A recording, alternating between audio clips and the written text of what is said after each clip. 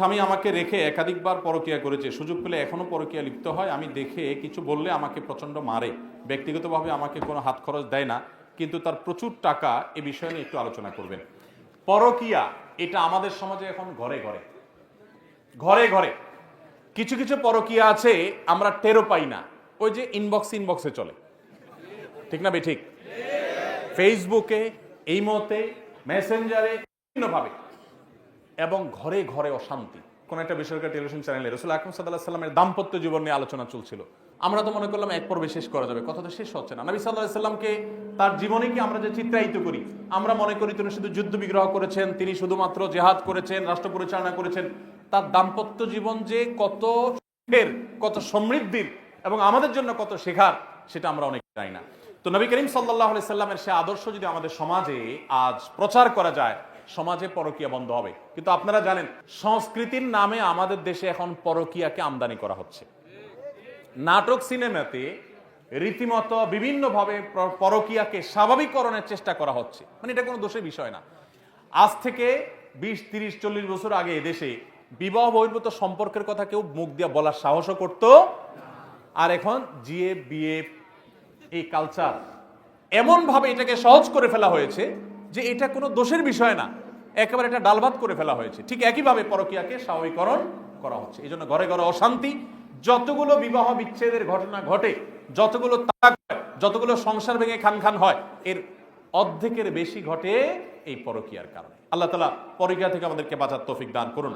যে সমস্ত মানুষ পরকীয়া লিপ্ত, তারা জানে না ইসলামের সবচেয়ে ডেঞ্জারাস শাস্তি, সবচেয়ে ভয়াবহ শাস্তি, সবচেয়ে কঠিন,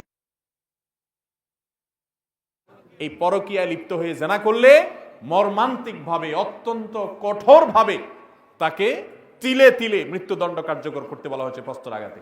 কঠিন একটা বিষয়। এটা এজন্য করা হয়েছে যে পরকীয়া যদি ব্যাপক হয়ে যায়, আজকে পশ্চিমা দুনিয়ার সন্তান কেন হচ্ছে না? আজকে Italy, China, Japan, Korea, Thailand, পৃথিবীর বড় বড় উন্নত দেশগুলো তাদের সন্তান জন্মের জন্য মানুষকে ফুসলাইয়া টাকা পয়সা দিয়ে সরকার, যে সন্তান একটা হলে এত টাকা ভাতা পাবা, দুইটা হলে অত পাবা, তিনটা হলে এত পাবা, তারপর সন্তান হচ্ছে না। কারণ কি? এর অন্যতম একটা কারণ বিবাহ বহির্ভূত সম্পর্ককে এমন স্বাভাবিক করে ফেলা হয়েছে। কারণ যারা বিবাহ বহির্ভূত সম্পর্ক করে তারা তো সন্তান নেয় না, বুঝেন নাই? এই টেন্ডেন্সি সমাজের ভিতরে প্রতিষ্ঠিত হয়ে গেছে। এই জন্য যারা এই কাজে লিপ্ত, তারা আল্লাহকে ভয় করেন এবং এটা সবচেয়ে বড় অপরাধ। নবী করিম সাল্লাল্লাহু আলাইহি সাল্লাম পরকীয়ার রোগে আসক্ত মানুষদের ট্রিটমেন্টের জন্য একটা কথা বলেছেন।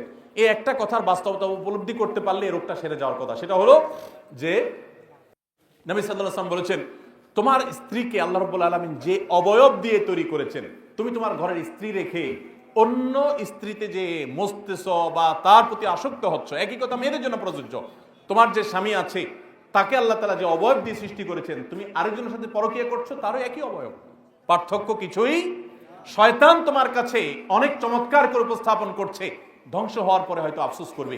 পরকীয়া লিপ্ত হয়ে সংসার ভাঙা বহু নারী আর্তনাদ করে, হাহাকার করে, বহু পুরুষ হাহাকার করে, আর হয়তো ব্যাক করার সুযোগ পায় না। এজন্য আল্লাহকে ভয় করেন এবং সংশোধন করেন, এবং জেনার এই ভয়াবহ রোগ থেকে বাঁচার জন্য আল্লাহর খাঁটি বান্দা, আল্লাহ ভীরু মানুষ, মুত্তাকি পরহেজগার মানুষ, নেককারদের সোহবত এবং সান্নিধ্যের কোনো বিকল্প নাই। এক ব্যক্তি এসে নবী সাল্লাল্লাহু আলাইহি সাল্লামের কাছে জেনা করতে তার মনে চায়, আকাঙ্ক্ষা ব্যক্ত করেছেন। নবী সাল্লাল্লাহু আলাইহি সাল্লাম তাকে অত্যন্ত চমৎকারভাবে উপদেশ দিয়েছেন এবং তার সোহবতে কিছু সময় ছিলেন। এরপরে সে বলেছে, আমার অন্তরে আকাঙ্ক্ষা বিলকুল নাই, শেষ হয়ে গেছে। এই জন্য ভাইরা, এই ব্যক্তিকে কোন আল্লাহওয়ালা, নেককার, আল্লাহর খাঁটি বান্দা, মুত্তাকি পরহেজগার মানুষদের সোহবতে, সান্নিধ্যে, মজলিসে বিশেষ করে পাঠাতে হবে। আশা করা যায় ইনশাআল্লাহ সে সংশোধিত হবে।